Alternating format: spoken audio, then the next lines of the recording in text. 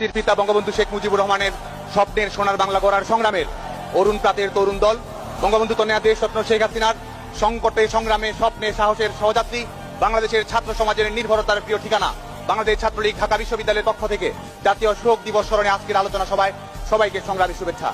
চর্যাপদের কবিদের গ্রহ থেকে কৈবর্তের বিদ্রোহ, ফকির বিদ্রোহ থেকে ফরায়েজি আন্দোলন, বাঁশের কেল্লা নিয়ে রুখে দাঁড়ানো মুক্তিযুদ্ধের কলের বোমা হাতে ক্ষুদিরাম বসু, চট্টগ্রামের সেনাপতি সূর্য সেন শিথিলতা,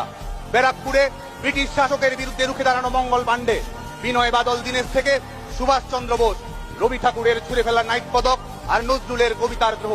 বাঙালির হাজার বছরের শৃঙ্খল মুক্তির সংগ্রামের সমস্ত সাহসের একত্রিত উচ্চারণ, জাতির পিতা বঙ্গবন্ধু শেখ মুজিবুর রহমান, তোমার অমর স্মৃতির প্রতি অতল শ্রদ্ধা। হে জাতির পিতা,